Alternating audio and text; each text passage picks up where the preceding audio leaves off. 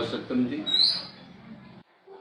सबसे पहले तो मैं अपने दर्शकों को नव वर्ष की हार्दिक शुभकामनाएं देता हूँ और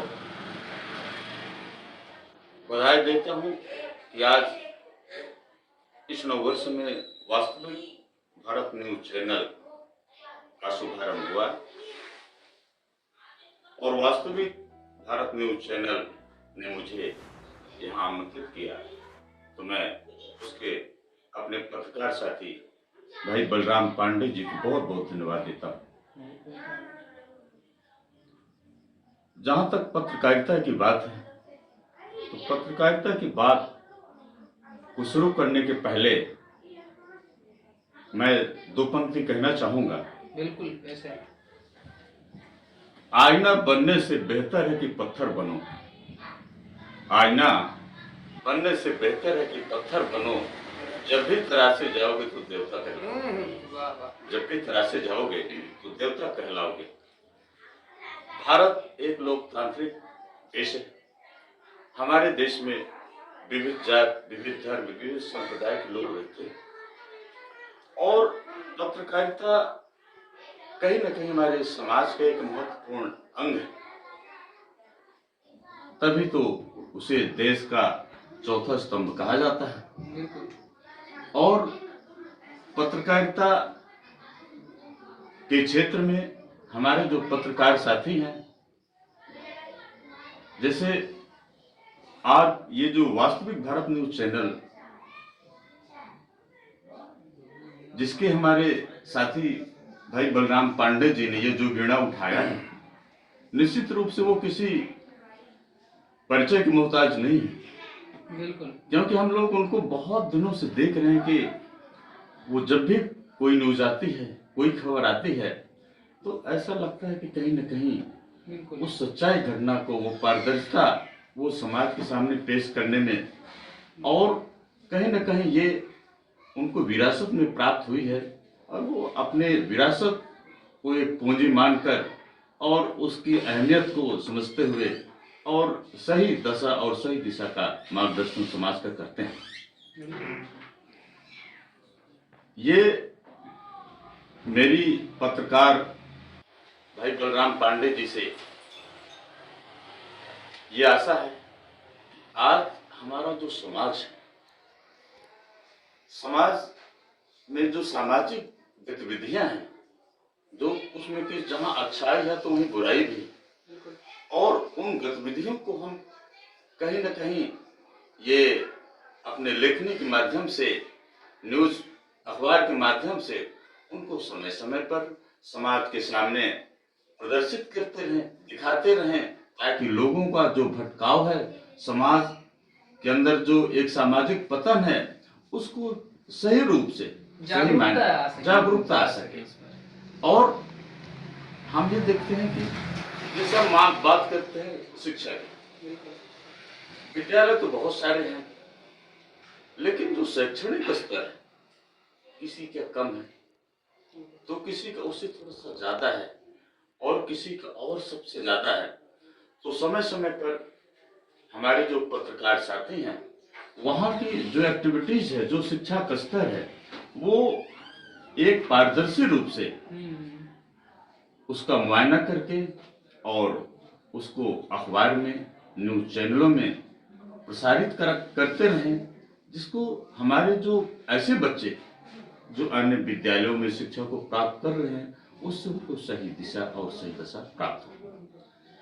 बहुत बहुत धन्यवाद सर, चूंकि आपने एक ऐसा सुझाव दिया है जो शिक्षा के क्षेत्र से है, और शिक्षा एक समाज का ऐसा क्षेत्र है जो हमारी आने वाली कई पीढ़ियों को सुधार सकती है, और वास्तविक पे पत्रकारिता का महत्व वहीं से बढ़ता है जब शिक्षा के क्षेत्र में हम ऐसी खबरें निकालते हैं जो हमारे सिर्फ क्षेत्र के लिए नहीं बल्कि वो देश के स्तर पर प्रभावी रूप से बनती है।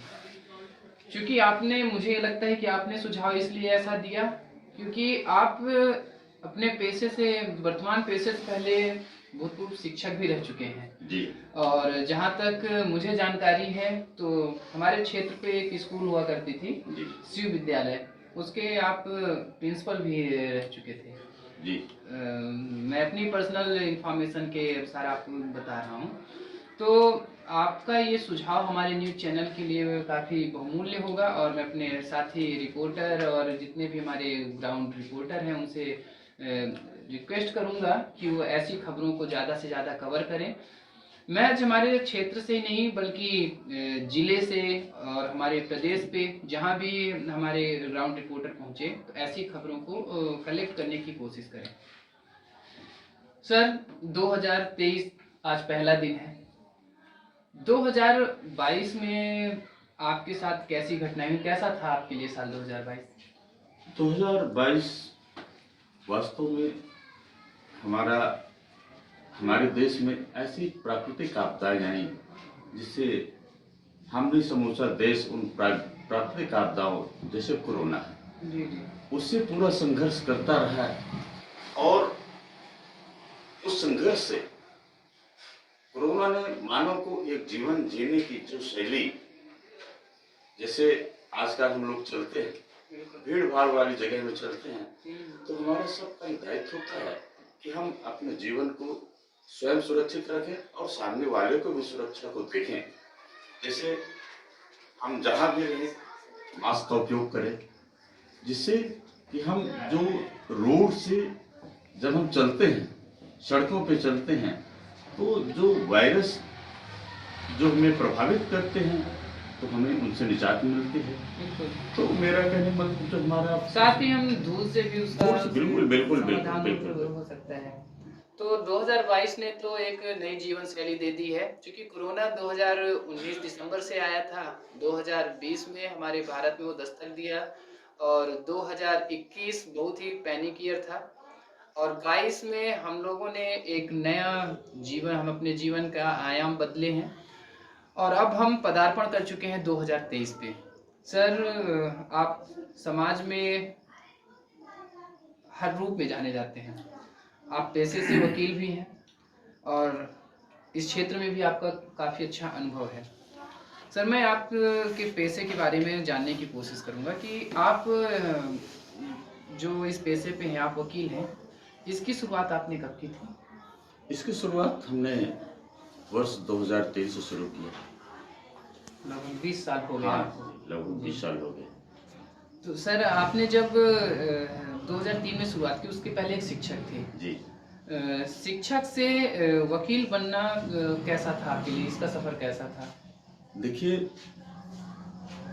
जो शिक्षकीय जीवन होता है, तो शिक्षकीय जीवन से जब एक वकालत पेशे पे आना, तो कहीं ना कहीं वकालत पेशा एक ऐसा पेशा है जिसमें लोग जो हमारे पास आते हैं उनको मुसीबतों से, चाहे वो आपराधिक प्रकरण हो या जमीन संबंधी जो विवाद होते हैं, उन्हें हमें कैसे किस तरह से सुलझाना है, कैसे मुकदमे की पैरवी करना है।